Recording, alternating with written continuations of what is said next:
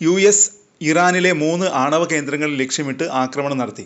പിന്നാലെ കനത്ത തിരിച്ചടി നൽകുമെന്ന് ഇറാൻ മുന്നറിയിപ്പ് നൽകിയിരുന്നു. മിഡിൽ ഈസ്റ്റിലെ USന്റെ സൈനിക കേന്ദ്രങ്ങൾ ലക്ഷ്യമിട്ട് ആക്രമണം നടത്തിയേക്കുമെന്ന അഭ്യൂഹങ്ങളാണ് ഉയർന്നത്. അതിനിടെ തിങ്കളാഴ്ചയും ഇറാനിലെ ഫോർദോ ആണവ കേന്ദ്രം ആക്രമിച്ചിരുന്നു.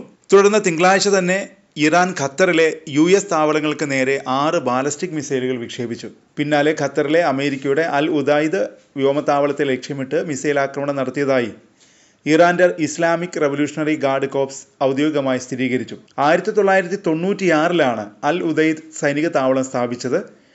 മിഡിൽ ഈസ്റ്റിലെ ഏറ്റവും വലിയ US സൈനിക താവളമാണിത്. 2 ഹെക്ടർ വിസ്തൃതിയുള്ള ഈ ബേസിന് ഏകദേശം 100 വിമാനങ്ങളും ഡ്രോണുകളും ഉൾക്കൊള്ളാനുള്ള ശേഷിയുണ്ട്. ഏകദേശം 10,000 സൈനികരെയും ഈ ബേസിന് ഉൾക്കൊള്ളാൻ സാധിക്കും.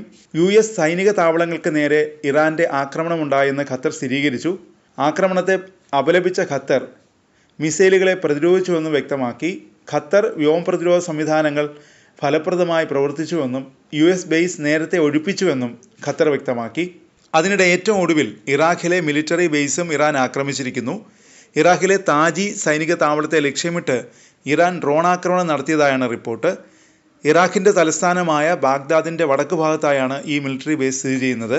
ഇറാഖ് സൈന്യത്തിൻ്റെ നിയന്ത്രണത്തിലുള്ള ഭാഗത്താണ് ഡ്രോൺ ആക്രമണം നടത്തിയതെന്നും ആർക്കും പരിക്കേറ്റിട്ടില്ലെന്നും മുതിർന്ന സൈനിക ഉദ്യോഗസ്ഥൻ പറഞ്ഞു. ഫ്രഞ്ച് നിർമ്മിത റഡാർ സംവിധാനം ലക്ഷ്യമിട്ടായിരിക്കാം ആക്രമണം നടത്തിയതെന്നാണ് റിപ്പോർട്ടുകൾ പറയുന്നത്. ബലത് വ്യോമതാവളത്തിനും ക്യാമ്പ് വിക്ടറി കോംപ്ലക്സിനും നേരത്തെ ആക്രമണം നടത്തിയിരുന്നു. സമീപ ദിവസങ്ങളിൽ നടക്കുന്ന 3ാമത്തെ ഡ്രോൺ ആക്രമണമാണിത്. താജി ബേസിൻ്റെ നിയന്ത്രണം ഇറാഖ് സൈന്യത്തിനാണ്. നേരത്തെ ബേസ് ഉപയോഗിച്ചിരുന്നത് സംയുക്ത US സേനയായിരുന്നു. ബേസിൽ ഡ്രോൺ ആക്രമണം നടന്നതായി ലഫ്റ്റനന്റ് ജനറൽ വാലിദ് അൽ തമീമി സ്ഥിരീകരിച്ചു.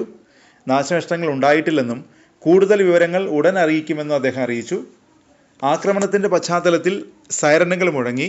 ഇറാൻ ഇസ്രായേൽ യുദ്ധത്തിൽ US നേരിട്ട് ഇടപെട്ടതോടെയാണ് മിഡിൽ ഈസ്റ്റിലെ US ബേസുകൾ ലക്ഷ്യമിട്ട് ഇറാൻ ആക്രമണം കടുപ്പിച്ചത്.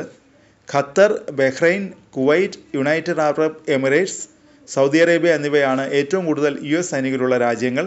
വ്യോമ നാവിക പ്രവർത്തനങ്ങൾ, രഹസ്യാന്വേഷണ ശേഖരണം എന്നിവയ്ക്കുള്ള നിർണായക കേന്ദ്രങ്ങളായി ഇവ പ്രവർത്തിക്കുന്നു. അതിനിടെ കഴിഞ്ഞ ദിവസം ബഹ്റൈനിൽ സുരക്ഷാ സൈറൻ മുഴങ്ങി. സുരക്ഷാ സ്ഥാനങ്ങളിലിരിക്കാൻ ജനങ്ങൾക്ക് നിർദ്ദേശവും നൽകിയിരുന്നു.